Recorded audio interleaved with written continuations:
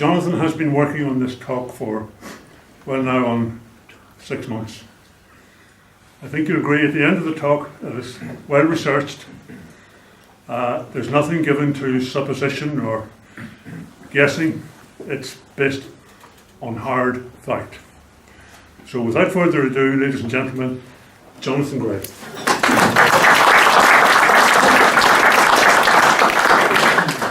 Right. Well, the night has finally come round, says me. I just want to mention a couple of people whose fault it is that I'm standing here tonight. He's at least one of them anyway. Breach Rafferty, who's hiding down the back there somewhere, who there she is, yes, who sort of started the ball rolling with me looking at the Donnellys of Offleyar, the Dr. Donnellys, which sort of perked my interest, and I had no idea the Pandora's box that was going to open up for me. One of the problems when you start something in genealogy is that it becomes a bit like a loo roll, except that it's a loo roll and you don't know where it's ever going to come to an end. And I probably should have realised that given the name that it was. But there was a superb day-long seminar recently down at Denver that the O'Neill Society gave, looking into the life of Shane O'Neill, and there was a bit of concentration on the connection with the Donnellys. And that sort of fueled my interest even further to look into this.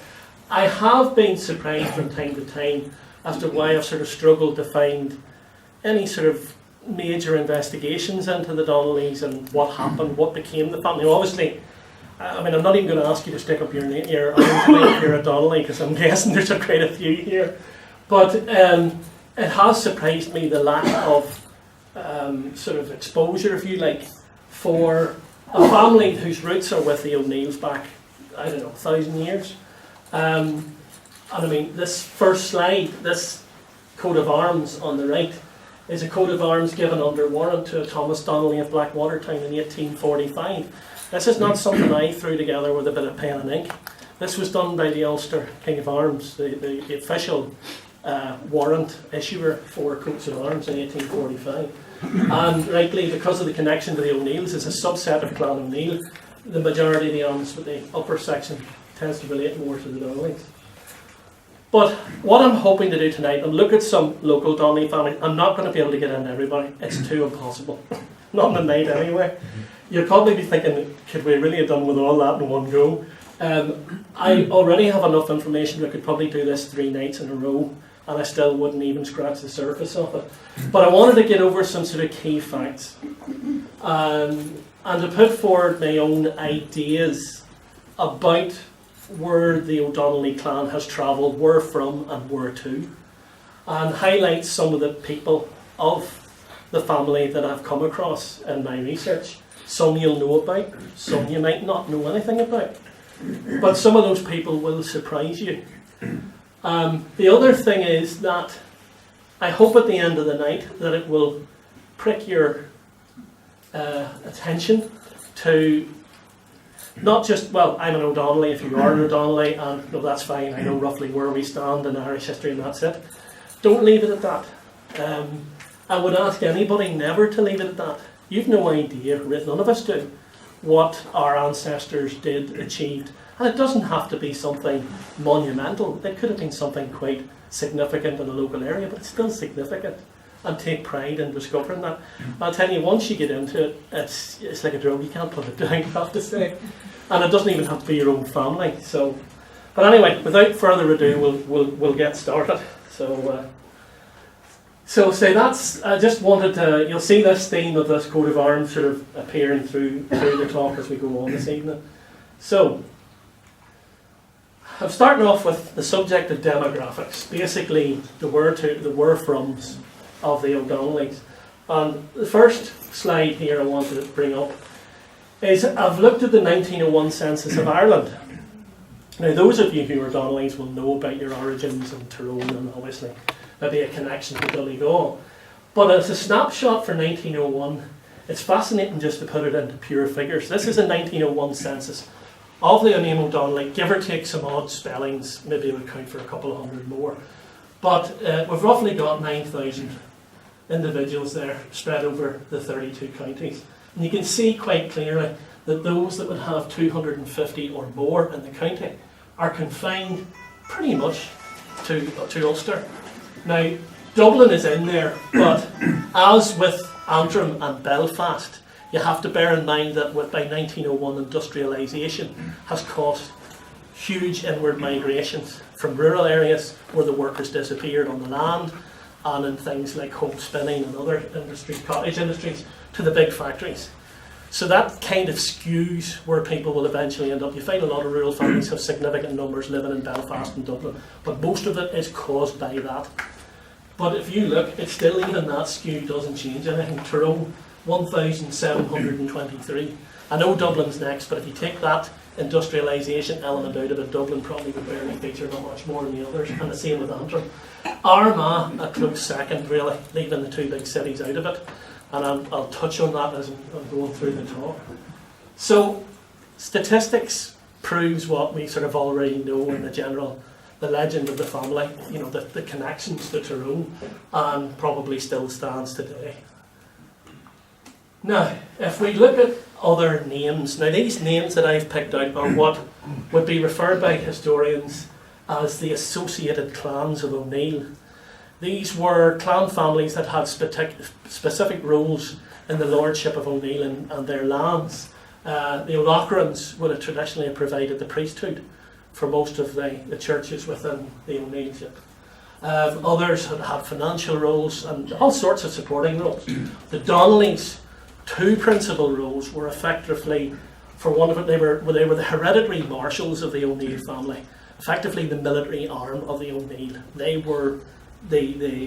looked after most of the sort of battle control decisions and things like that under O'Neill at a local level. But the other hugely important role was the fostering of O'Neill's children, because as with all clan chiefs, as all Gaelic chiefs, there would have been an extended family. The legitimate, the illegitimate, really didn't much matter except when it came to making decisions that things could turn drastic. But the Donnellys were given the responsibility of managing those children, of looking after them, principally because they were the strong unit within the O'Neillship. That's the wise place to put it. But with that would have come some kind of an educational role. So it's not just, they're not just shock troops. You know, ugly term used sometimes in ordinary terms, just grunts. You know, very strong, very powerful. You could throw them into anything. There was a bit more to it than that. And as we go on through the night, I hope I'll give you a greater understanding of where the O'Donnellys' role was in the centuries with this relationship with their blood brothers and the O'Neills. It's a lot more elevated than probably we realise. So, other clan families are there for Ireland, where their name appears in Ireland and where their name appears in the county of Tyrone in 1901. Now, just a few figures at the bottom. As best as I can work out, from the 1900 census in the United States, 13,000 Donnellys. You might think maybe, why isn't there more? But it's probably not that wrong when you think about it and compared to the whole Ireland figure. England, just over 3,000 I could find from the 1901 census. Canada, less than 1,000, which quite surprised me. So it's difficult with some of those census figures. I'm taking them directly off sources on the net, basically Ancestry, Find My Past, people like that. So you can never be 100% certain of drilling down those. You're basically putting the name in, but they're probably not a million miles away from giving us a flavour of, you know, what those numbers are. Now, cast our minds back to the year 1666, and this is a thing called the hearth money roll. Now, these are, just to get them all on the screen, don't try reading them from the back row, I can barely read it from the front. But there's 68 households in Tyrone in 1666 that are charged a tax for having a hearth. This is how the hearth tax worked. So if you had a substantive fire in a dwelling, and this would not have been a mud cabin, this would have been probably something a wee bit more upmarket than that, but they were taxed for having a hearth. And so the 68 with the name of O'Donnelly attached to it. And interestingly, of the 68, roughly a third come from the parishes of Donaghmore, Collegial and Pomeroy. So we're starting to condense that Donnelly core down and down and down. So I showed you how it stands within the county of Tyrone, within Ulster. Now we're condensing it down further. Okay. Now, if any of you want to look at those later on, or you can contact me by email, I can get that information. Danny was saying I can get notes and things for people at a later date. So now, if we take that information and we put it on a map of Tyrone, and all those townlands where those Donnellys appeared are in red, okay? You can clearly see that most of the focus is on this part of Tyrone. Now there are a few to the west and to the northeast, and even as far up here, not far from the Derry border. But this is the main cluster here, and again that's taken us down further. Now what I've done is I've blown part of this section up into this inset, and this is known as Ballydonnelly and Lower Ballydonnelly. Now Lower Ballydonnelly is basically the area in and around Castle Caulfield, or what would have been Ballydonnelly before the plantation. Castle Caulfield is roughly here on this wee part of the map.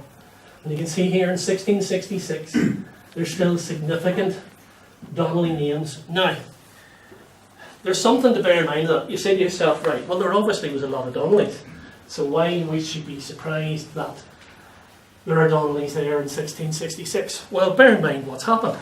In 1610 there was a plantation. Most of that land was given over to Sir Toby Caulfield.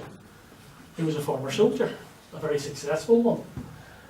Bring that forward still further, you've got the 1641 Irish Rebellion, which was put down aggressively, eventually by Cromwell.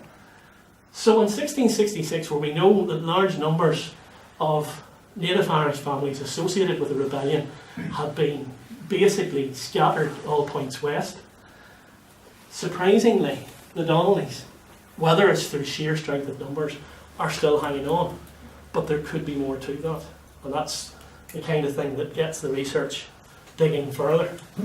So in 1666, after the plantation, after the 1641 rebellion, after Cromwell's long dead, there are still significant numbers of Donnellys living in Tyrone. And not just in Tyrone, smack bang in their ancestral homeland.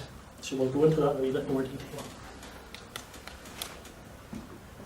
Now, I'm just stepping outside Tyrone for a wee moment because this is a sort of a side story running alongside it. This is a hearth money roll for Armagh, taken 2 years earlier in 1664.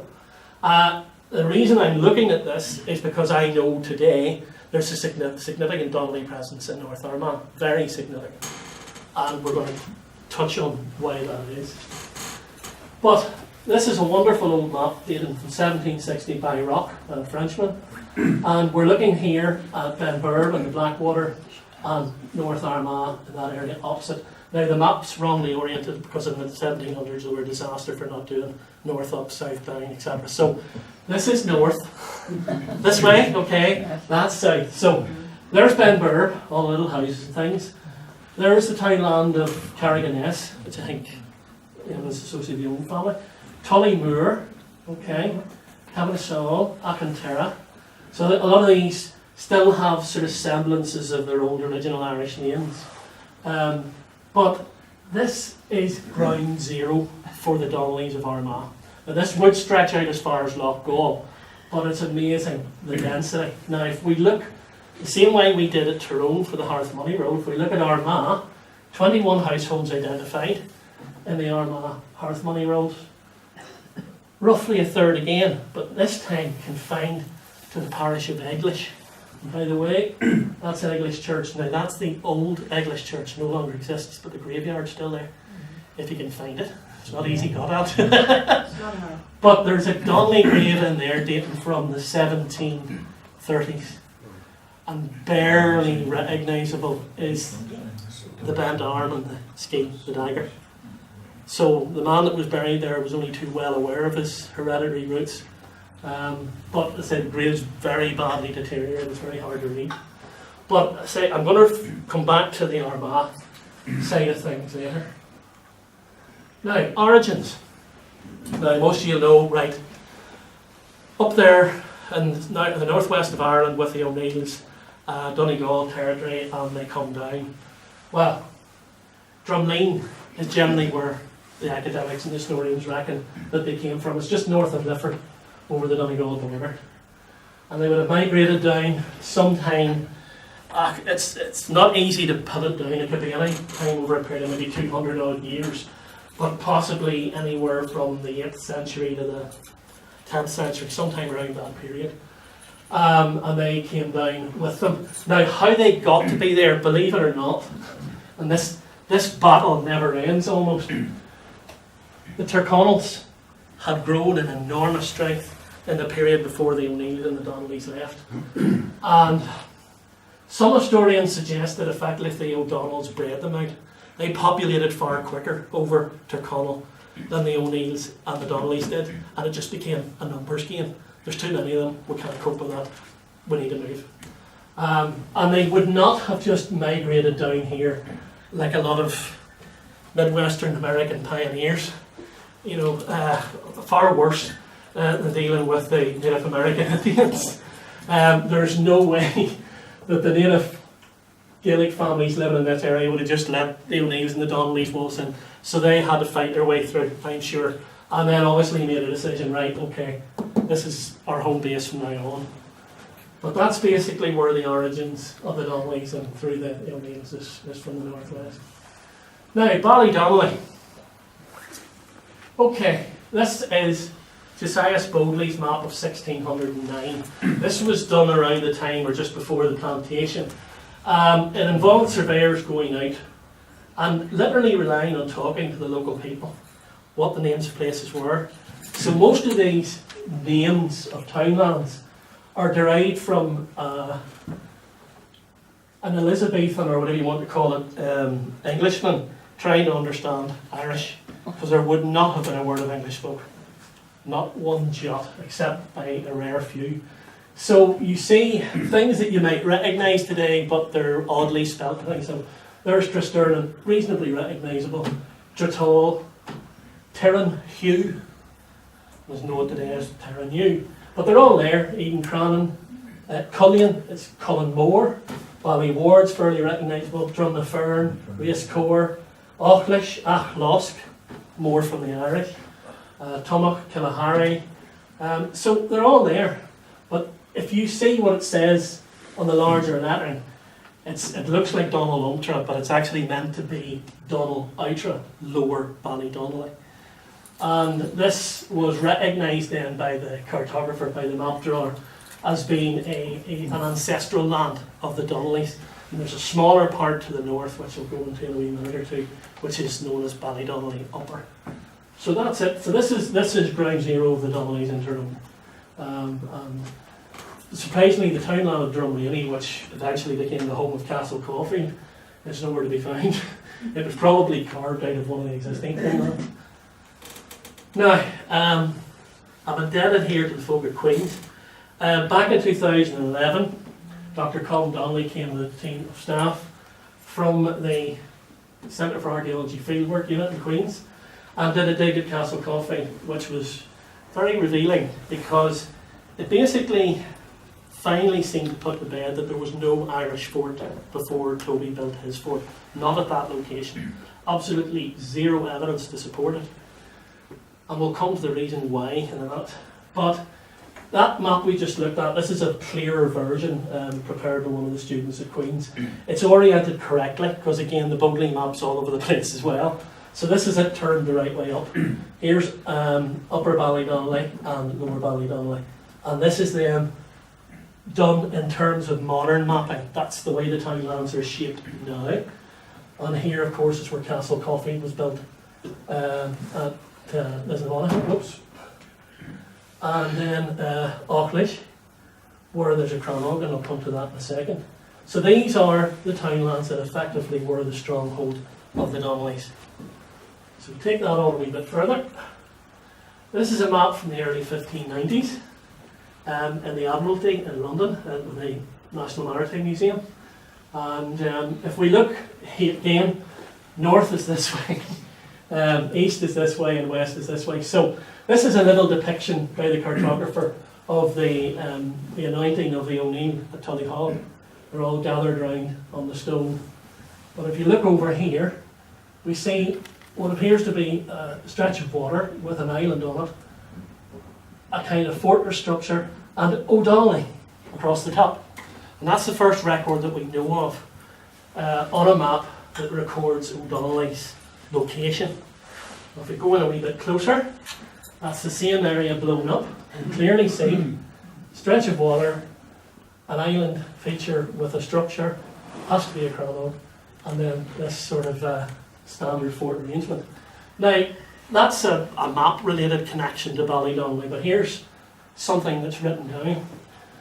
In the Annals of the Four Masters in 1531, Ballydonnelly was assaulted by Niall Oge, son of Art, son of Con O'Neill, demolished the castle and made a prisoner of the son of O'Neill, who was Foster, son of O'Donnelly, and carried him off together with the horses and other spoils of the town.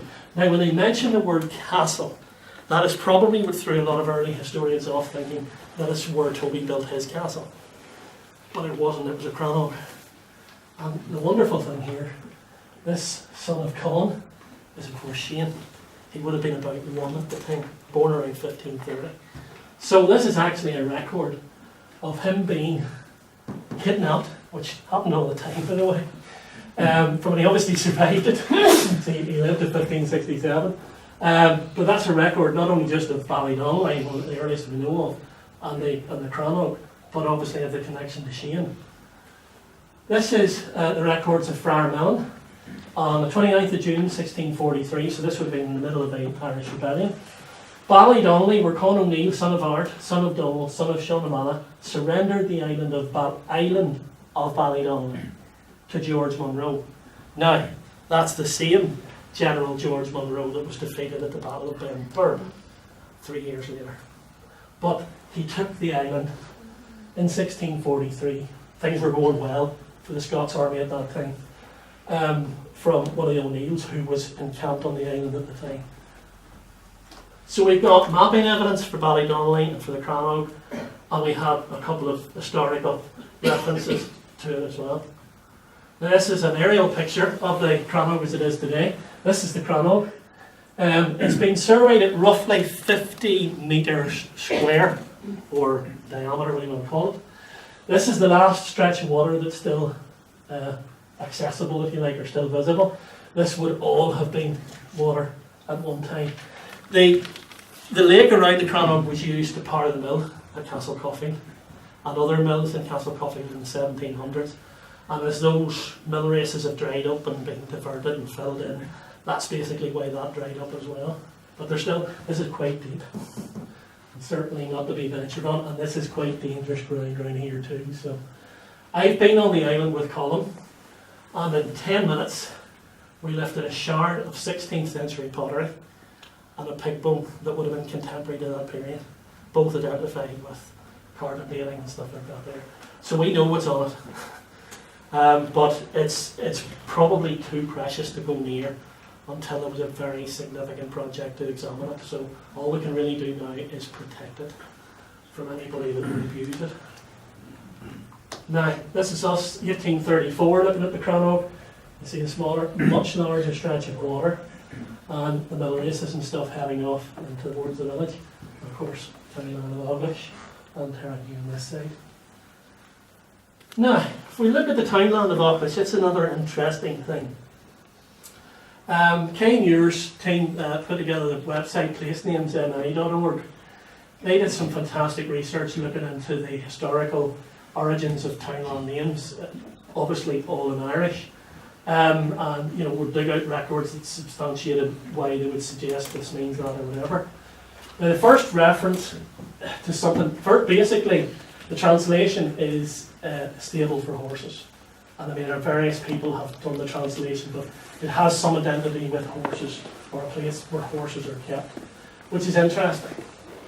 Fynes Morrison, who was sort of a recorder that travelled with the Earl of Essex in 1599 in his campaign in Ulster, records that the Donnellys had in their country 100 of foot and 60 horse. So one of the strengths of the Donnellys that's being recorded in the late 1500s was that they had a cavalry unit. Other references put that at up to 300 strong. Now that might not seem an awful lot today, but back then a 300 strong cavalry detachment was a formidable force, particularly if they knew what they were doing. And the Donnelly family had about 600 years of practice. So they would have been not to be messed with. Now, when Sir Toby Gawfey was granted the lands under the plantation, interestingly, he chooses to call the manor Achlosk, from the Irish Morocco. He doesn't call it anything else. He didn't call it after the townland that he built it on, which was Money Shachtany at the time actually. He calls it the Manor of Auckland.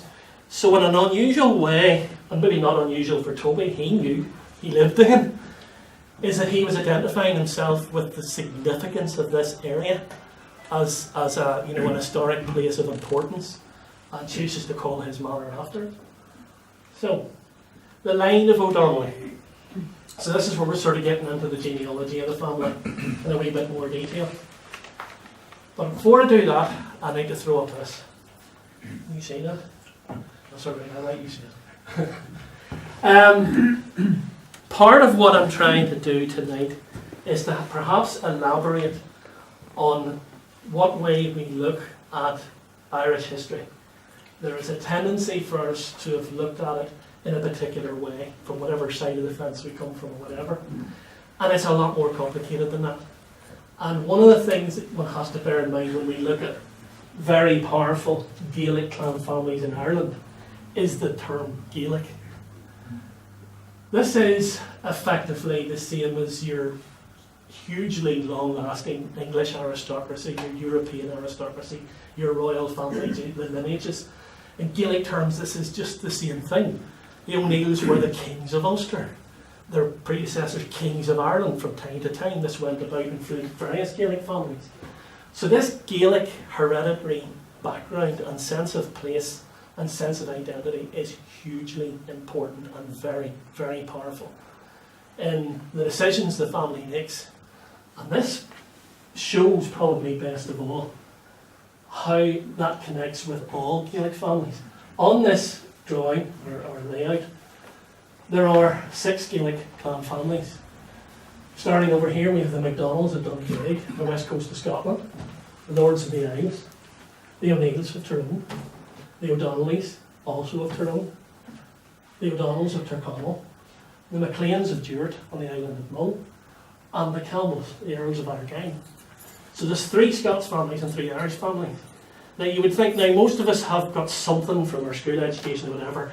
There's a connection between Scotland and Ulster, and there's still that wonderful Scottish accent that stays alive in the glens today when you go up there for a drive or whatever.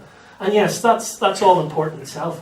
What we don't get a good grip of is how interrelated the families are, because they follow the same patterns of Gaelic life for centuries. Intermarriage for strength, to take new lands, to defeat old. For marriage to stop war. This was part of the way life was lived for centuries. And this is a snapshot from roughly the 16th century. So if we look at Shane O'Neill, his marriages to Catherine MacDonald, Mary O'Donnell, and Catherine MacLean was the last wife. It is said that they were married on Rathlin Island.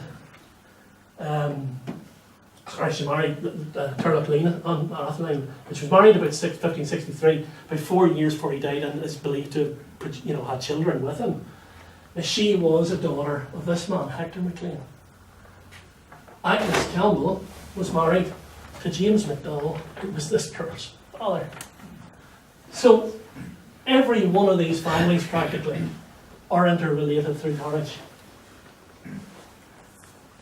And the other rather unbelievable backstory to this is this family here, where we have Agnes marrying, say, James MacDonald, and also then Turloughlina, 1569.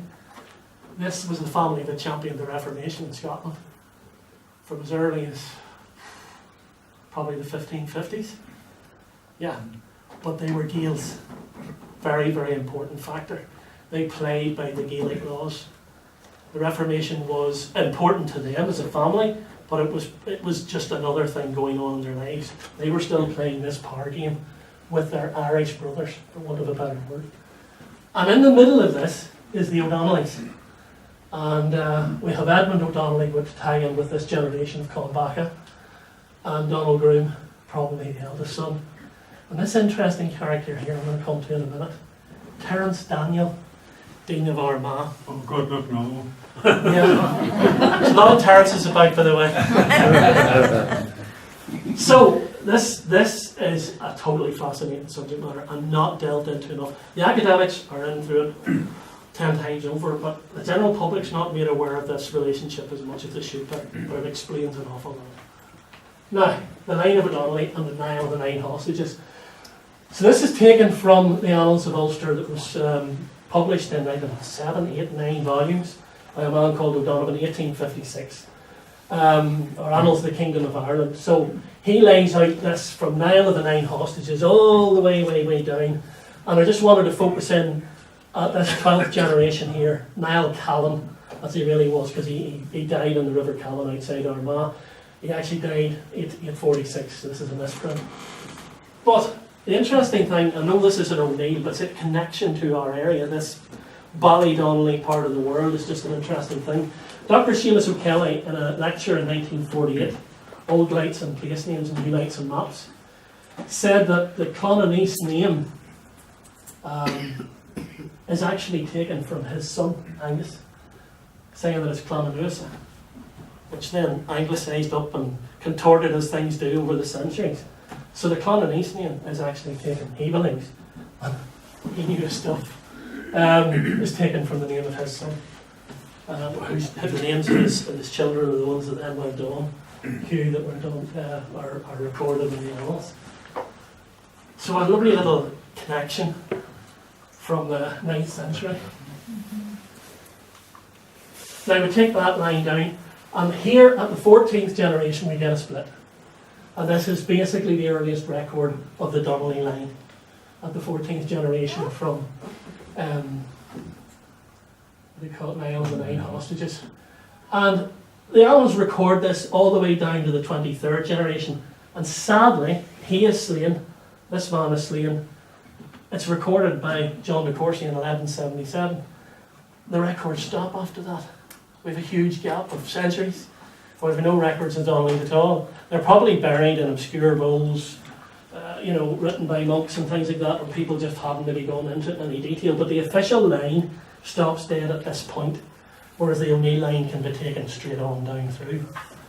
So, but that's basically where the Donnellys are a subset, a sub-clan of O'Neill is at this point alone. Now, this is a document that turned up in Dublin in the National Library, and it was recorded sometime before 1856. I don't have a date for it, but it records the hereditary line of the O'Donnellys, similar to what you've just seen. And it starts it off at the earliest point that it knows of, which is the man we looked at earlier, with a coloured plan, Edmund O'Donnelly of Ballydonnelly in Tyrone. Chief of his name, Marshal to O'Neill, Colbacher. Alright? And it takes it on down. It says we have a Donald Groom O'Donnelly and a Patrick, 2 sons. Down still further, we have a Shane or John Donnelly of Gorcharan. I want you to remember that name, Gorcharan. And he had a regrant of Gorcharan in 1610, Marshal to Hugh O'Neill. So this Shane or John was the Marshal to Hugh, that's the Hugh O'Neill. And he was married to a daughter of Henry O'Neill of the Fews. It records that. And then it records the fact that another O'Donnelly, Donald Groom, was killed at Kinsale, the final military defeat of Hugh O'Neill at Kinsale. I'll take it down a wee bit further. We come down to Patrick O'Donnelly of Crosscavanagh, and he's involved in he's known as Patrick Motor O'Donnelly if you've ever looked into the 1641 rebellion. There was a £400 offer for his head by proclamation dated 8th of February 1641. And then on down with Terence Donnelly, who was made High Sheriff of Tyrone during the time of James II in 1687. Married to Catherine Maguire, very important Gaelic marriage. That's the Maguires of Fermanagh, the chief clan family of Fermanagh. So you can see here in the 1680s, the Donnellys are still playing by the rules, the highbrow rules of Gaelic life, which is like Mary's like at the same level. So they see themselves as absolutely up there with all the rest. And then Shane or John O'Donnelly, Deputy Lieutenant of Tyrone, same time period. So the 2 brothers had they were placed in senior positions by James II. Now, with all the information, what I've been trying to do is to break down where the Donnellys are living in the Tyrone today, where you might relate yourselves back to a core lineages, if you like. We know of Edmund and Donald Groom and this Terence Daniel guy I'll get to in a minute.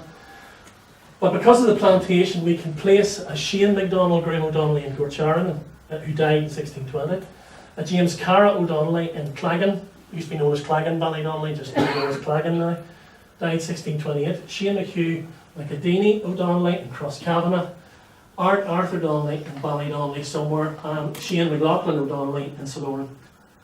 And again, from plantation rolls and various official documents, there's the history of Bishop Patrick O'Donnelly of Dromore, known as the Bard of Armagh. Likelihood is that that's the lineage that he came down through from Gorcharan. We know that Shane Boy and Turlough O'Donnelly were all recorded down to about 1666. I'll come to these men in a minute. Patrick Motor, Captain Terence, and again I'm going to come to this in a wee minute or two, and this family as well. So I've roughly got 4 localised places linked to townlands where there would have been little particular groupings of the family established. Post-plantation. They've been there before that, but they're definitely there at plantation time. Now, we're sort of going to look into the O'Donnellys in the church. In all there's been a lot of O'Donnellys, obviously, in the O'Donnellys down through the years. Interesting thing is, I have not found a Donnelly name identified with the Anglican Church or the Presbyterian Church to date. Now, I'm happy to be proved wrong. That's an interesting thing in what we're going to discuss, or what I'm going to show you in the slides to come. So, we look at the local church. This is the guy who sort of comes up. I'm just going to touch on him for a minute. A book could be written on this guy in itself. He's known historically in a lot of crown documents, parliamentary documents, etc., as Terence Daniel. But all the historians are pretty agreeable that his name was actually Turlough O'Donnelly. He was appointed as the Dean of Armagh roughly around 1549. He died in 1585. He lived through the life of 3 English monarchs, Edward VI, Mary I, and Elizabeth I, and survived them all. And that included the Reformation. The fact that his name is Daniel, was that his personal choice? Don't know. But what I can tell you is that he walks a tightrope between the influences of England, the influences of Rome, and the O'Neills, of which he's fostered. You know, he's directly connected, not only by blood, but by relationship. And he juggles the likes of Shane and Turlough between their intentions, their desires, their wishes, where he stands in the middle of all this, and people like Elizabeth I. It's unbelievable. I'm just going to pick on a couple of references. This is from the Lord Lieutenant of the Privy Council in 1562. Has travailed with O'Reilly Maguire and Con O'Donnell, who remain in Her Majesty's service.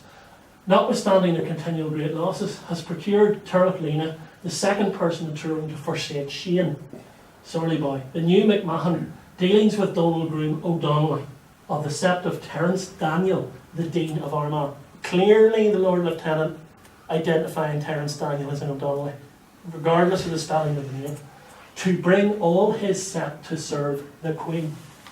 That is the strongest sept that followeth Shane. Now he didn't. He danced an incredible line. He would have been one of the best diplomats you ever could have imagined. 22nd of February 1565. Richard Cray is the Vatican-appointed Archbishop Primate of Armagh, Roman Catholic, during the Reformation period. It's already kicked off. He has a very brief stay in Ireland after his arrival, consecration and arrival in Ireland. And the poor creator spent the rest of his life in the Tower of London, where he was probably poisoned. So he really never got to enjoy his role at all. But here, Richard Cray, titular Archbishop of Armagh, so this is just before he was bishop out, had letters from the Pope to Shane O'Neill. Shane O'Neill desired to have the Archbishopric of Armagh for Terence Daniel. So Shane wanted Terence to be the Archbishop of Armagh, senior throne in Ireland. The Dean there, who as Cray thinks, is one of his foster brethren. So 2 completely different references, 3 years apart. one with a Vatican background, one with an Elizabethan crown background, identifying Terence Daniel as being associated with the O'Donnellys. So that's only one of them, 2 or 3 pages worth of references. But as I say, he lived until 1585. His will was written in German. Everything was recorded, even the people that were present. And he gave everything to his nephew, referred to as Barnaby, probably Bernard. I would love to know where Bernard went. But he is a very important character in history, and I think we're only beginning to scratch the surface. But I am very happy to identify him as an O'Donnelly. So, less now a role that the O'Donnellys are some sort of subordinate, forgotten about, sort of drifting down there, and we bring them in whenever we've a bit of a row starting. You know, we've done this through time immemorial. Terence is way above that. He's being communicated directly with by Elizabeth I. So, and he's managing Shane at the same time. Shane burnt the cathedral in Armagh because Terence wouldn't play ball. That's recorded. Now, we take the clergy connection further.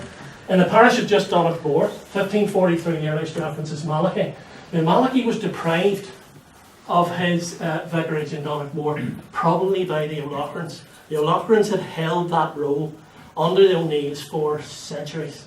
And I don't think it was looked too kindly when somehow Malachy managed to get his nose in. So he never really got into the role. He was sort of prepared for it, but never sort of got it. He was deprived of it. So we go right forward into 1614. James O'Donnelly is the abbot of the Augustinian Abbey of St. Peter and Paul in Armagh.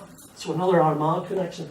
And he's identified on the patent rolls. So that's the official documents of the Crown in England. Then we have a sequence of priesthoods. Reverend Patrick died 1760, Reverend John died 1771, and Reverend Bernard 1788, all Donaghmore. And pointing out here, this is the height of the penal period. Just coming up to around 1734, you know, from about 1690 onwards, that was the worst period actually, 1690 to around 1750. And then Reverend Felix Donnelly is recorded there as parish priest of Errigal Kieran, who died in 1814. So there's a local connection to roles within the Catholic Church, both at a monastic level and at a parochial level. This would be probably the most famous one, and this is the gravesite in Desert Great of Reverend Patrick O'Donnelly, Bishop de Moors, known referred to as the Bard of Armagh. Roughly 1649. There are still other historical references that say that he died in 1716. A new examination of Catholic clergy going down through the years has now found evidence, court documents, that he was still alive in 1728. So we've just added another 12 years to the bishop's life. His brother Terence was Bishop of Derry in and around the same time period. Now that's the grave, it's believed the grave of Patrick there, and it's thought this is the grave of Terence, the two lines side by side. And it's thought the reason why they're buried at Desert Great was that's where they came from, somewhere in that area. That was the nearest church that they would be buried in. Now, just looking at a local family, and this is where Bree sent me off on this, and that's where it all kicked off from. The Dr. Donnellys, as they've been known up there for a long time. Most of the information I gleaned on this family, and I've only just taken it over these 3 generations, is taken from the headstone that's still graveyard. It begins with Dr. Simon Donnelly. Clearly states on the headstone, Dr. MD, I think it actually says Breeze, doesn't it? And I think it gives his age at death. So roughly born around 1788, died in 1863. He was one of the 2 key figures in the building of Auchnagar Chapel. He travelled with, I can't mind the O'Brien man's name, Breeze. James O'Brien, to see a Kennedy vicar who owned the land, Reverend James Kennedy Bailey in Artray, who apparently very happily gave permission for everything to go ahead. Now, we didn't have all the detail here about his wife, but we have most of this sort of detail down here. But the doctor thing was very mysterious. To be a doctor in the early 1800s, and obviously from a Roman Catholic background, you could see potentially a lot of restrictions and difficulties there, not least of which is the cost of getting an education. I haven't been able to find any doctoral graduation records for Simon, but the latest clue is that it may have been Reims in France. There was a training of doctors in Reims going back to the 1500s, and it got shut down around the time of the French Revolution. But it opened up again around 1808. He would have been 20, just bang on the money, to be possibly going there to be trained as a doctor. And it's not unusual for Irish men to have been trained as doctors on the continent. Holland was another location, but Reims is another one. So might still possibly find something there, I'm not sure. But the interesting connection in this, he's instrumental in setting up Auchnagar, so a family very devoted to their church locally, very proud of their achievements. And this woman here, I think I've identified as his wife, was Rose Vincent of Clough in North Tyrone. Now, the marriage, as I think, was found in St. Lawrence, 20th of June 1824. I just want to look briefly at this Vincent connection. It's an unusual name. But look what turns up in the history of St. Lawrence. Now, this church is in use for special services, I think, now in the middle of the graveyard in Cookstown. But on the old chapel lease, I think Newton Senior Murray wrote this history or something like that. The old chapel lease dated 1838. Look who William Stewart of Killymoon gives the lease to. James Norris of Gordy Carr, John Main of Grange, and Francis Vincent of Killyburn. So again, it's almost playing by the rules. So he's marrying somebody who has come from a position of elevation within a church community elsewhere in Tyrone. You know, it's sort of like status symbols, if you like.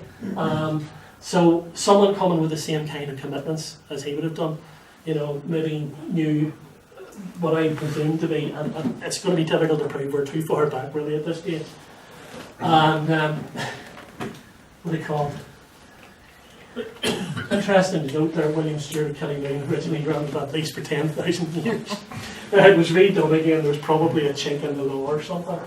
But it's a lovely wee connection just with that family, with regard to the background and the identity with Auchnagar and then with that. Now, trying to find somebody before Dr. Simon, where did the money come from? It didn't fall out of the sky, so where did it come from? Now, this is the nearest clue that I found. This is a lease dating 1789 from Dungannon. Now, to put this into perspective, this is being relet by the widow Donnelly on the 19th of August 1789. Now, let's see, held in a lease of 99 years, right? At the yearly rent of £9 per annum from the right, from Lord Wells, commenced in 1784. The tenement is 42 feet frontage, 309 deep. Now, from what I can work out, that's on the north side of Church Street, not the south side, the north side.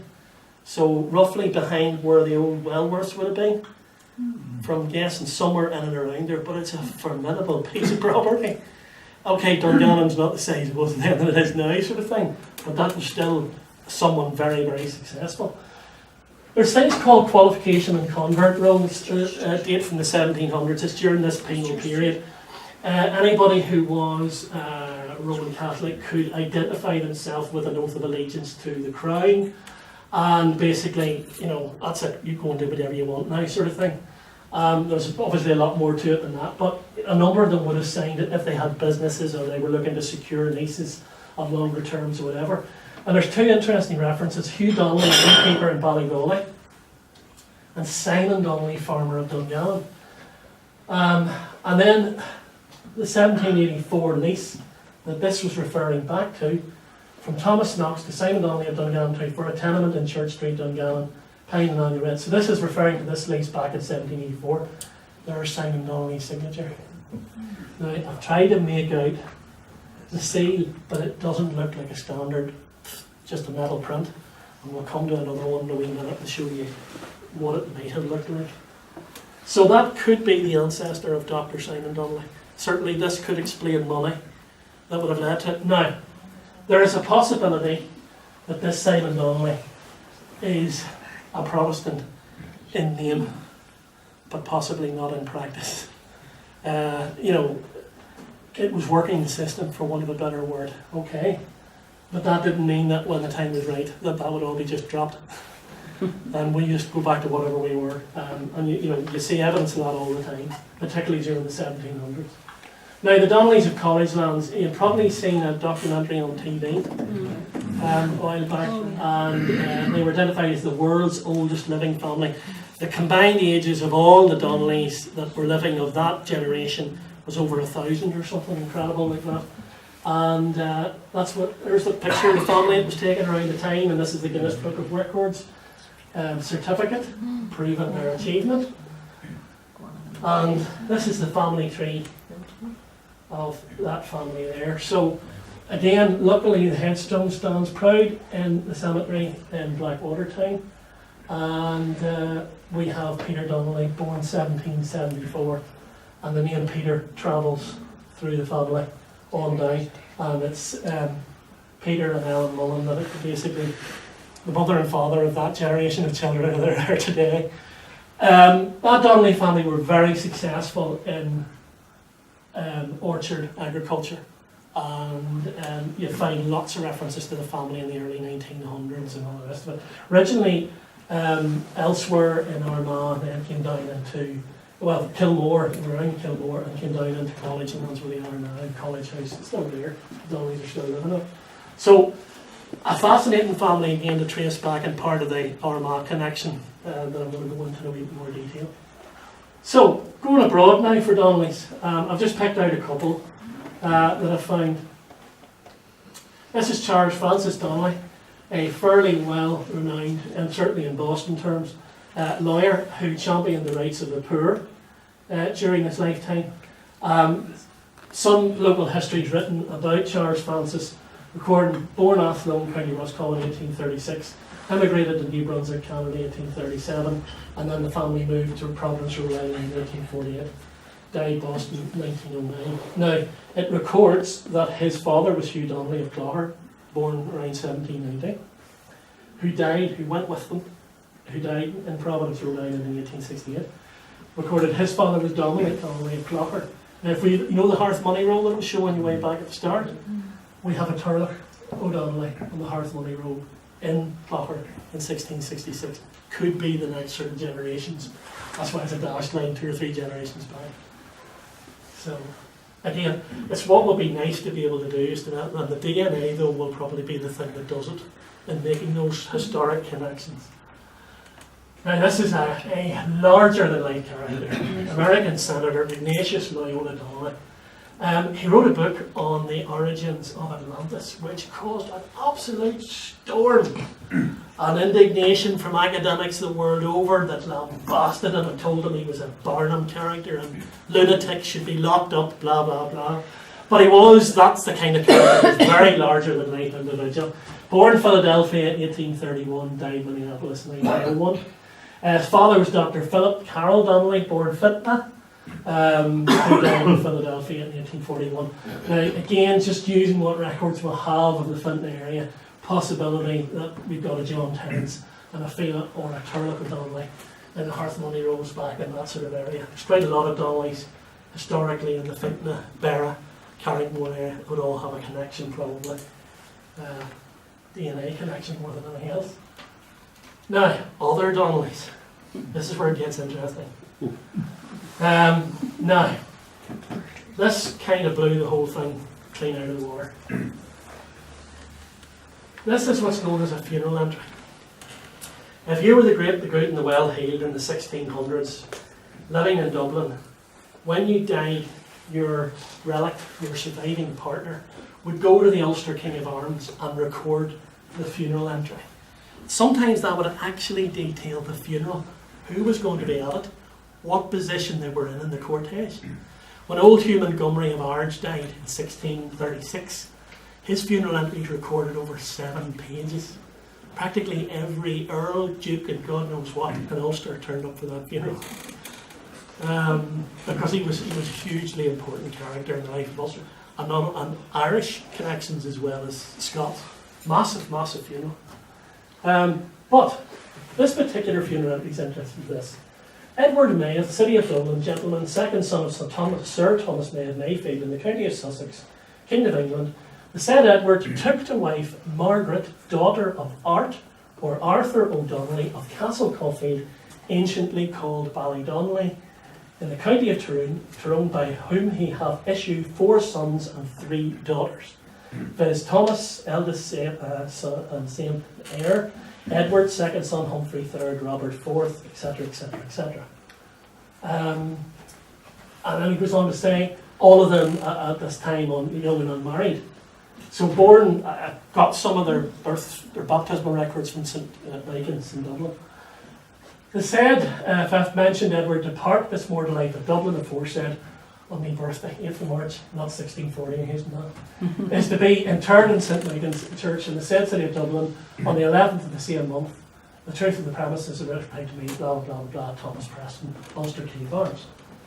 So, this is an Englishman from Sussex, born there, whose father is a lord in Sussex, living in Dublin, who's married to Margaret Donnelly, the daughter of an Arthur O'Donnelly of Castle Coffey, sometime in the 1630s. Now, this is really odd. Now, we know that there were significant numbers of, and certainly Donnelly's included, who were pardoned at the time of the plantation and given grants, 60 acres here and 60 acres there. There's no mention of this. So that got me thinking, who is this May character? Is he just some young buck who's in Ireland to make a fortune out of the plantation or something? Well, if that's the case, he's 30 years late. So we wanted to find out what the connection would be. Now, I have no pictures of Margaret or her father Art, and I have no pictures of her husband, but that's her brother-in-law.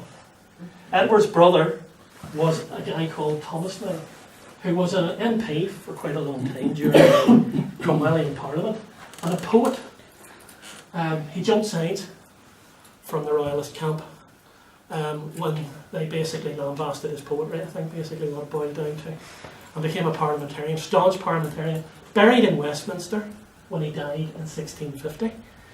And then when Charles II came to the throne, he dug him up and threw him into a pit with all the other parliamentarians.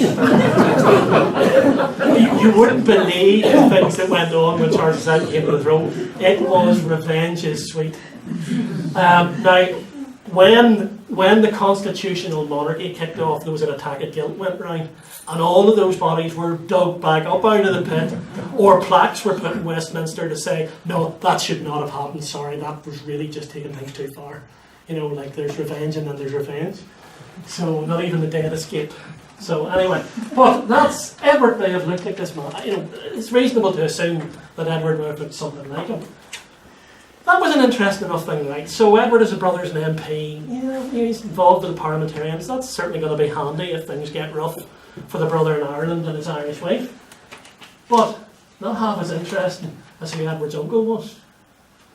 Now, this goes way off the charts. This is Sir Humphrey May, 1574 to 1630. He's the uncle to Margaret's husband Edward. He was born in London, son of a merchant tailor. It's here that through Sir Humphrey the whole May crown flows stratospheric. Now, look at this interesting piece. He was in Ireland from 1600 to 1603 as private secretary to Charles Blunt, 8th Baron Mountjoy. If you know your conquest of Hugh O'Neill, you know this guy is like dastardly and muddly. He is the bad boy. But this man here is his private secretary. For 3 years, travelled with him, seen it all, recorded it all. In 1604, he's made a groom of the Privy Chamber of James I. He's actually in the inner sanctum. He's an MP for various seats for 24 years, from 1605 to 1629. He's knighted in 1612 and 1613. This is a lovely tidbit by a guy, John Cusack, to Sir Alfred Winwood in 1615. Sir Humphrey May can make any suitor, be they never so honest, disliked by the king. Now that's a subtle way of saying, for God's sake, do not cheese off Sir Humphrey May. Because he only has to just wee whisper in King James I ear, and you're gone. History. Appointed Chancellor of the Duchy of Lancaster. You know, what's next? You know, dukedoms, whatever. Seated in Carrow Priory in Norfolk 1624, but died in his house in St Martin's in the Fields in 1630. So, up until 1630, Edward had an uncle in the most powerful position in the British Isles. next to the royalty and had the king's ear. So Edward suddenly doesn't look like just some young buck out trying his luck in Ireland anymore now, does it? So this is the Donnelly family tree with the May marriage. So we have Art, would have been in line with the generation of Sir Thomas, Margaret, Mary and Edward, and this is their children. And we're following this eldest son, Edward May of Grace Dew, outside Waterford, on down, and on down here, and on down here. And I know we're following a May line, but these are all children of Margaret Donnelly. They're all her descendants. Don't forget that. Just because they're called May is irrelevant. They carry the Donnelly DNA. And more importantly, the potential for this generations to influence any Donnelly connections, they're blood connected after all, in whatever walk of life they're involved in, is important. Now, a lovely thing to back up the Edward May connection to the O'Donnellys at Castle Caulfield. All land held by the rebels in 1641 after the Cromwellian conquest was effectively signed over to Protestant adventurers, soldiers, because Cromwell couldn't pay the army that fought in Ireland. He couldn't pay them a dime, so they were all promised land. And look who the townland of Crosscavanagh was given to. Edward May, 1670.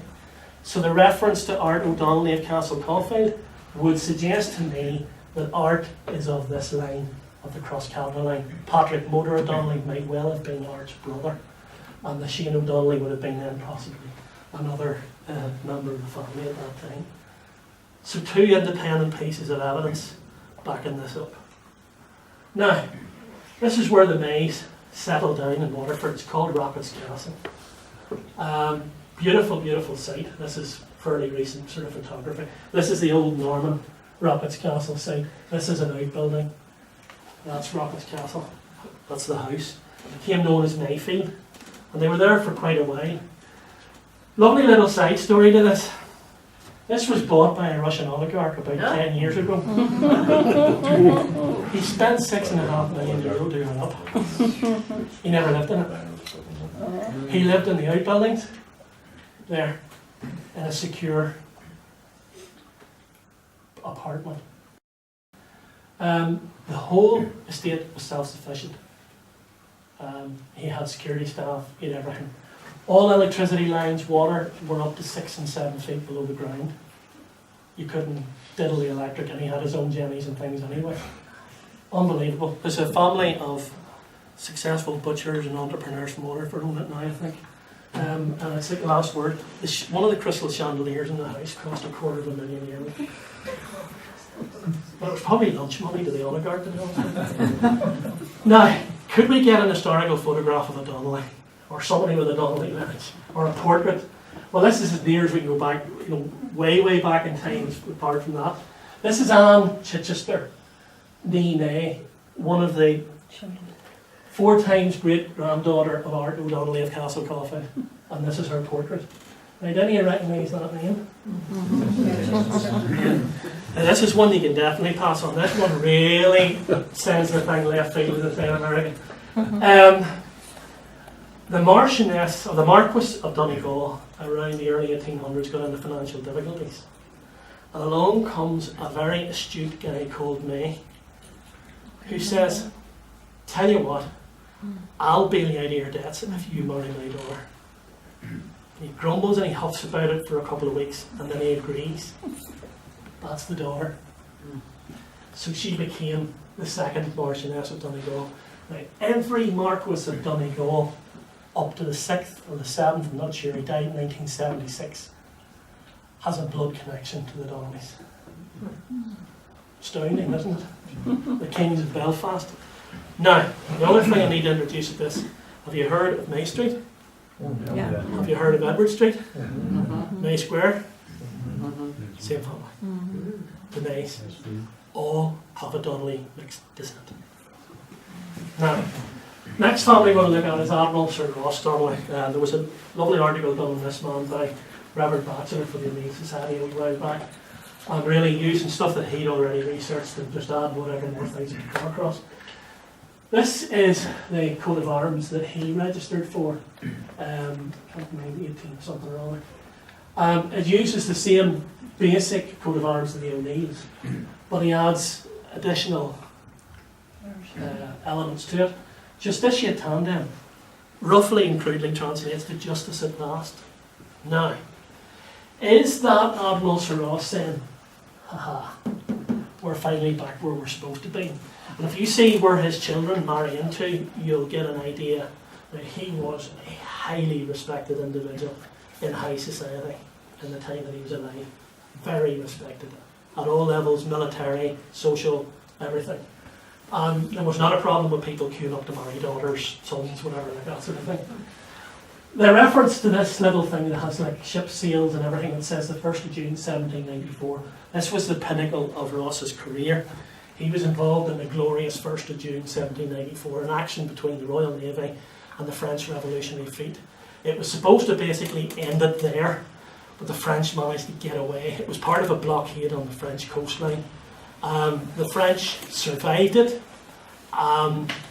There's an argument militarily they lost the battle, but the point was the Royal Navy didn't achieve its total objective, which was to entrench the blockade and effectively starve revolutionary France into giving up on the war with England and everybody else for that matter.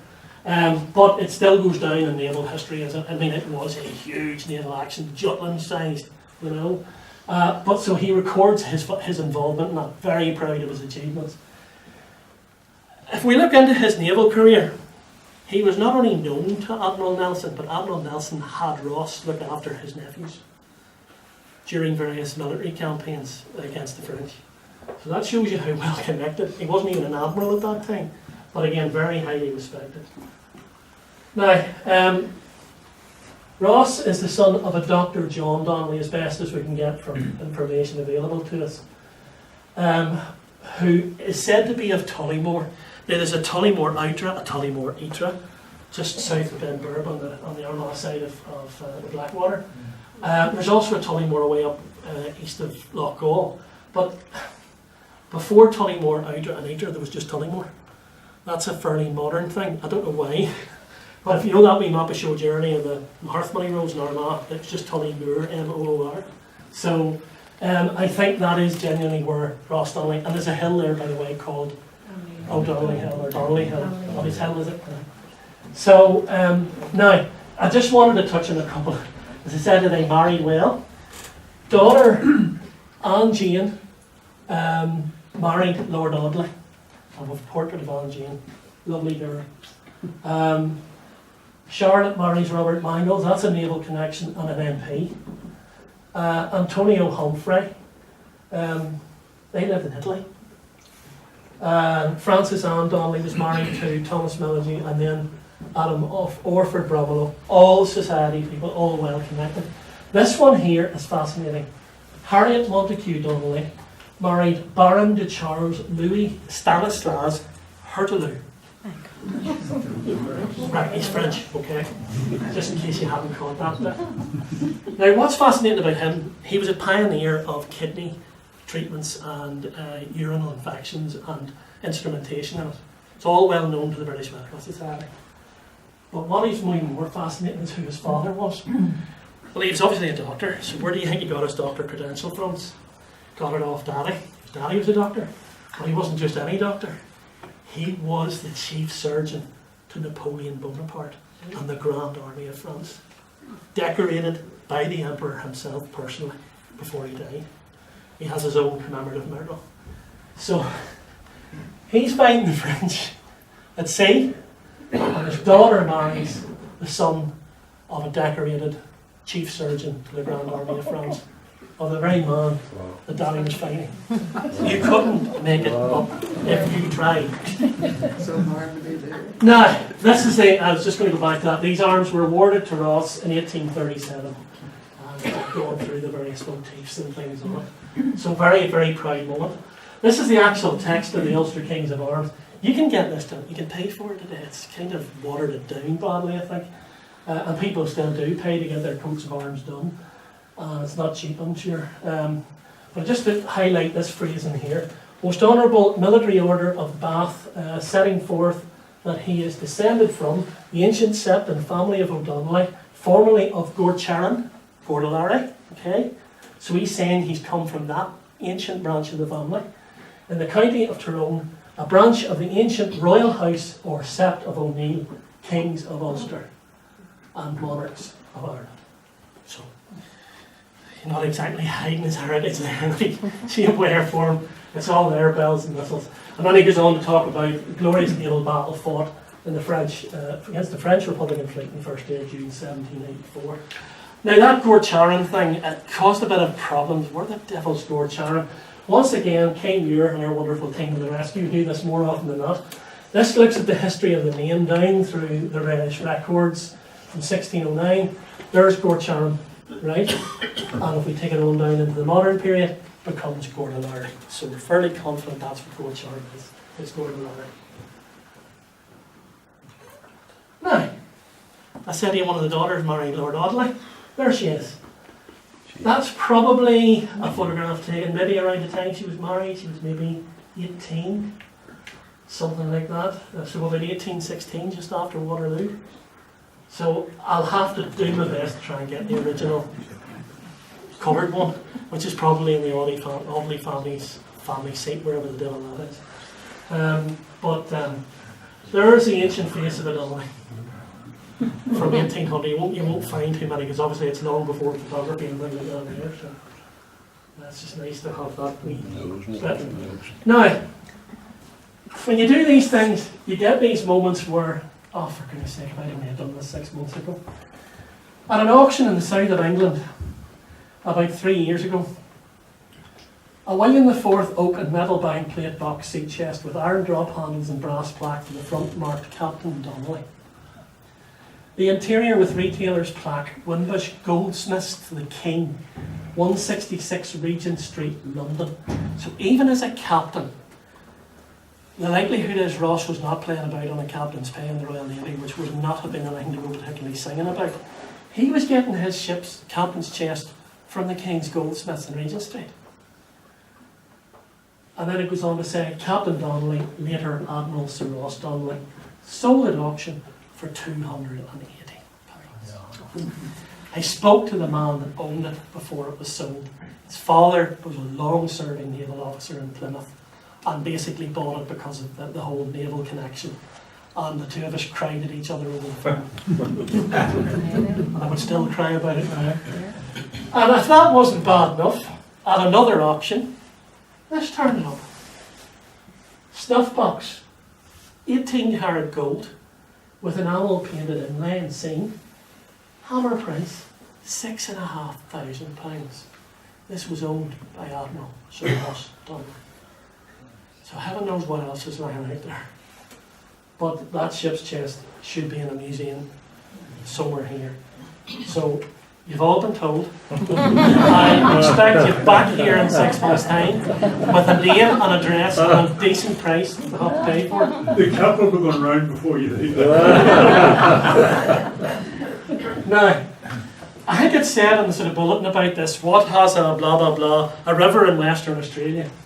The Donnelly name goes far away. There are Donnellys all over the world, by the way, so you know you're going to bump into them everywhere. But this was another sort of connection. I mentioned about one of the daughters marrying a man, Mangles, Robert Mangles.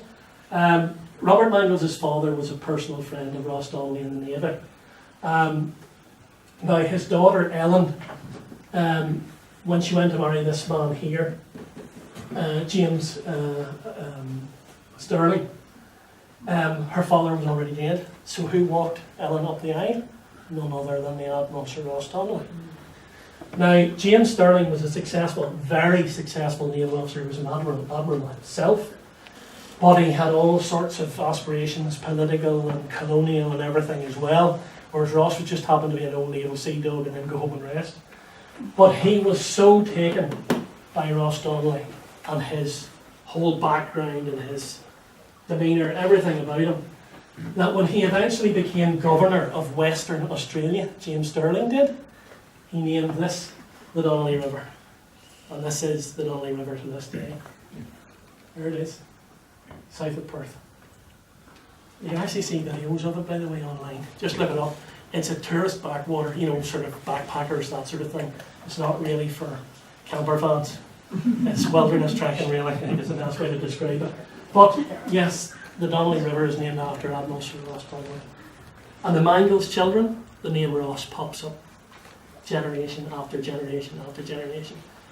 So, you know, he must have cut a very powerful and important figure.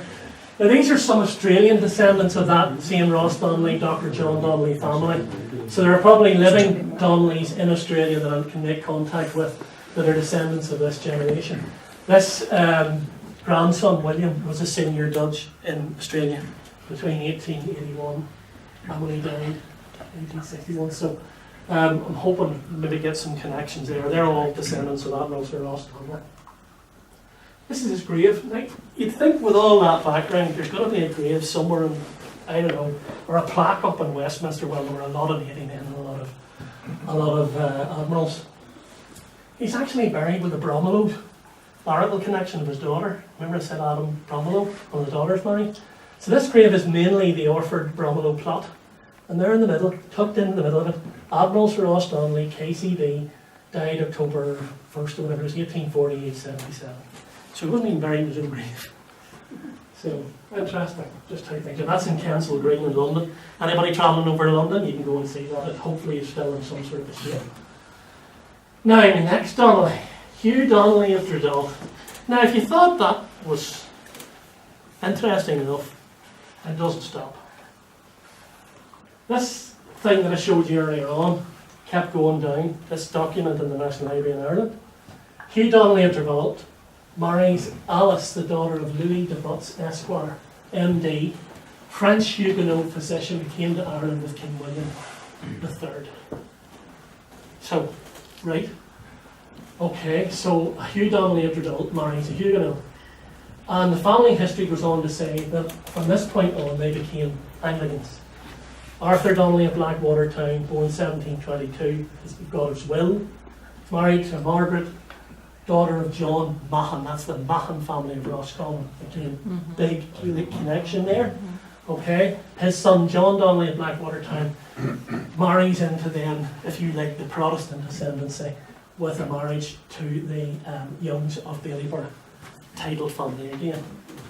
So,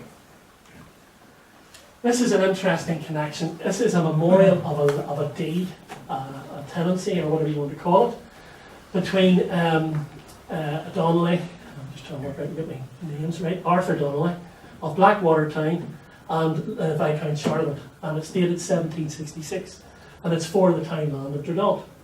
What's more fascinating is that the lease was taken out by lives, which is the most lucrative way to take a lease. If people live a long time, you get more time on the tenancy before you have to renegotiate the rent, etc. And he puts it out in the names of other Donnellys. Arthur Donnelly, Hugh Donnelly, aged 14. So it's in his own life. Hugh Donnelly, aged 14 years, or thereabouts, son of John Donnelly, late of Benburb. But then Benjamin Hobson, aged 17 years, or thereabouts, John Hobson. Now, I've made contact with a David Hobson of Coothill, who's descended from Hobsons that grew up in and around the Grange in Ballyhagan.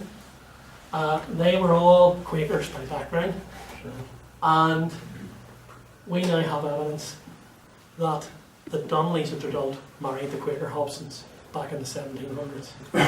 So these are all commercial marriages, marriages of importance, and status, and all the rest of it. So they're well into this, and this is still in the middle of the table here, which is quite remarkable. So, if we trace that out then, Hugh Donnelly and Charlotte Alice de Butts, Arthur Donnelly, Margaret Mahon, on down, Arthur. Now, this is Arthur Jr. Arthur marries another Irish connection, big Irish connection, the Hogans, who were living in Belfast at the time. Her father, Michael Hogan, there's an entire book on that man. He was a privateer, which is a fancy name for a pirate, who attacked French revolutionary ships in the South Indian Ocean. He carried convicts to Australia on behalf of the British government. He was ambassador for the United States in at least 4 locations. Chile, Valparaiso, where they were married. Right? This Blackwater town, Arthur Donnelly, was married in Valparaiso in 1823. Okay? Now, Arthur was hugely successful in financial terms. His empire stretched from Blackwater Town down to Newry. He had warehouses in Blackwater Town, was obviously using the canal system to get goods down to the Newry port, where he had more warehouses. So very, very significant amount of money were being built up by this branch of the Donnelly family. So he is well in there with the Armagh elite. Easily rubbing shoulders. So, Michael, again, there's a book on him, I had ordered from America. He is a larger than life character. He settled in New York. He had about 50 acres in Manhattan Island. Something ridiculous like that, or whatever it was. And the house became a cafe stroke restaurant. It's still there. I can't remember the name of it. I sort of didn't want to go off on a tangent because you could do a story on the Hogans alone. But the sad thing is what becomes of Arthur and Sophia. So the empire is built in Blackwater Town, passes on down through here. John and Rebecca were all buried in Benburb, and unfortunately the grave has disappeared. But Arthur Jr. and Sophia. Now, I just want to flick back to this. Do you remember I showed you a Donnelly signature? This is the John Donnelly there. Okay? This is his signature on a lease dated 1816 with Baron Cremone for property in Blackwater Town, probably commercial property. Now, do you see this seal? And there's John Donnelly's signature. That's it blown up. Now, do you see? This is a steen, a dagger, an arm, forearm, elbow, upper arm, and this is J, D. That's what's there. So he is somebody. I have my own personal state. This isn't just some scenery ring thing bashed into a bit of wax. He's had that commissioned, probably in 18 karat gold. So, here's the tragedy. I reckon Arthur goes off to New York to connect with the Hogan land in Manhattan and start to build the Donnelly Empire in the States. The ship to sail on is the Bristol. Now, there was an appalling problem with ships landing in Manhattan in bad weather. The guys responsible for piloting them in were often drunk or couldn't be bothered, and there were more ships floundered off the coast of New York and Manhattan because they weren't piloted in it, and sometimes weather that wasn't even particularly rough. They would go aground in sandbanks, break up, and everybody would drown. This was to be the fortune of the Bristol. The 21st of November 1836, in heavy weather, the Bristol floundered off Rockaway Beach in New York. Now, in keeping with, I think, the whole persona of the family background, which includes more than a dash of heroism, Arthur stays on the ship to the last. Saves his wife, his 3 children, his nursemaid, who was Indian, and I think at least 12 or 14 other passengers.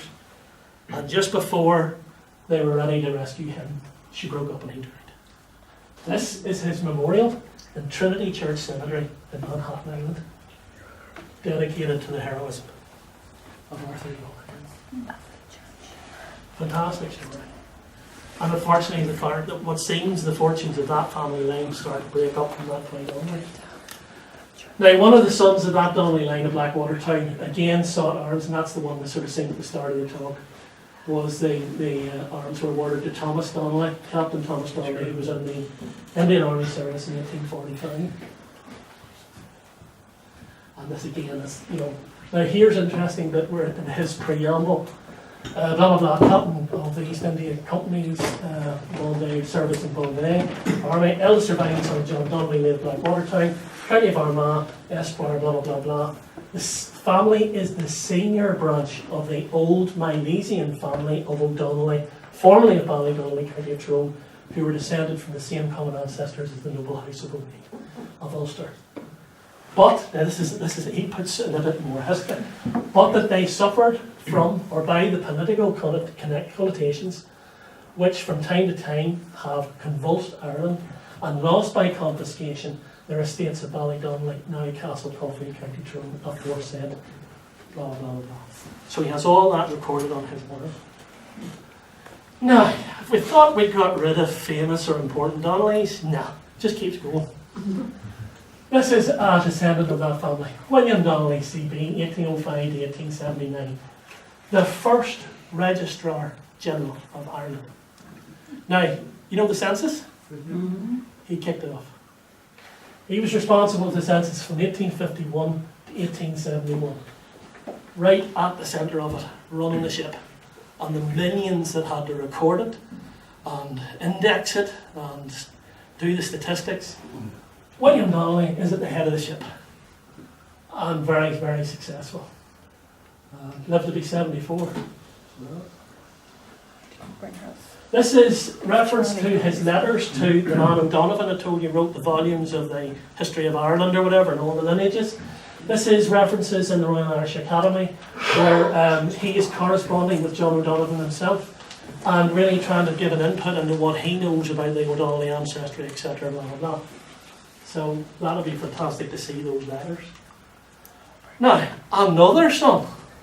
This is Major General Sir John Fresheville Dykes Donnelly, 1834 to 1902. Okay. Now, very, very successful soldier, but an even more successful civil servant. This is his sort of references, obituaries, etc. Blah blah blah. Whose death has been announced at the age of 67. Was educated on the military school. Blah, served in the Crimean War. Was a Major General in 1887. 1884 was appointed Secretary of the Science and Art Department, South Kensington. So he was the first Minister of Science in Victorian Britain. The money made from the Great Exhibition was used to finance basically a science department and all the things that came with it. The Victoria and Albert Museum all came off the spin-outs and the money made from all that. And he was responsible for running a good part of it. He lovely wee fascinating tidbits. In later years, when he had settled down to his duties in connection with South Kensington, made arrangements to join his old friend Captain, afterwards General Gordon of Egypt. Gordon of Khartoum was a personal friend. Okay, so when he retired, the secretaryships of the Science and Art and Education departments were taken over by him. So, 2 departments he was running at the end of his career. His testimony to his personal popularity with the staff at the Victoria and Albert Museum as well. Now I know this guy's called Moore, but if we trace him up, he is through the marriage of Anne Donnelly to Edward. Now, don't be fooled by the name Moore. It's not a Scottish Moor like up in Cloy. This was originally O'More, Meath, ancient Irish Gaelic clan family of County Meath. So again, still making connections with their hereditary Gaelic past all the time, always an eye on those sorts of things. But what is fascinating is about their son, Major General Arthur Thomas. We're nearly there, folks. You've done terribly well to hang in. But it's worth it to see where this ends up. So he, hugely successful soldier, born 1830, dies in 1913 as a Major General. But at his actions against the Ottoman Empire, around 1860 something, he's awarded the Victoria Cross for riding on horseback into an entire square of about 150 Turks armed to the teeth. He literally jumps straight into the middle of them and starts hacking all around him. Survives it for about 15 minutes before 2 or 3 of his fellow comrades drag him out. But the damage was done, the Turkish line was broke and they were defeated in the battle. So, not surprisingly, he was awarded the Victoria Cross. And he obviously gathered a few medals up in his time. They came to auction a few years ago and sold for £150,000. So, he has Donnelly DNA too. So that's it, folks. All I would say to you is, it's an incredible story and it had a heck of a lot more mileage in it. That has been a lot you've had to sit through tonight, but to do it justice, I had to touch on a lot of bases. So really, I want you to go away tonight. If you're a Donnelly, I want you to realise that the Donnellys weren't just dumb brute soldiers.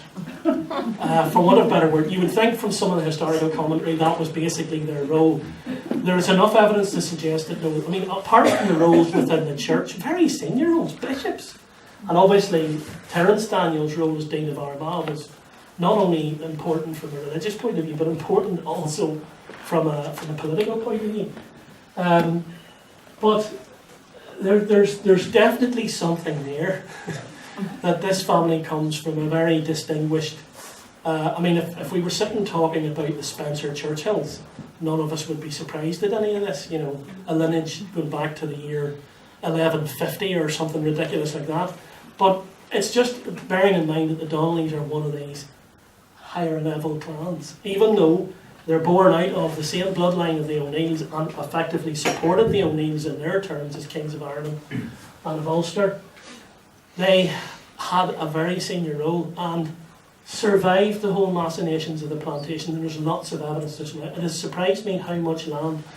John Donnelly was holding 111 acres in Mulnahush in 1730.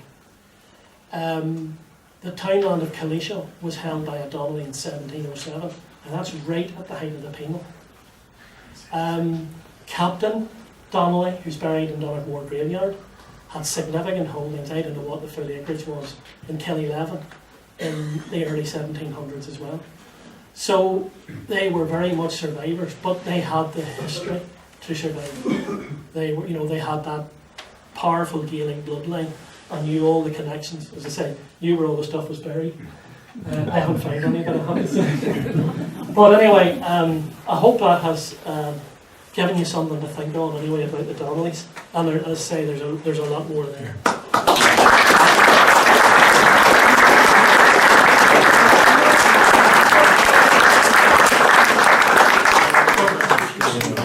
I told you he was a mole. And if any secrets to hide, forget it. He'll find them. But seriously, folks, by the way, I've asked Peter Buchanan to open the door very wide tonight, because after that talk, there'll be so many swelled heads going out of the window.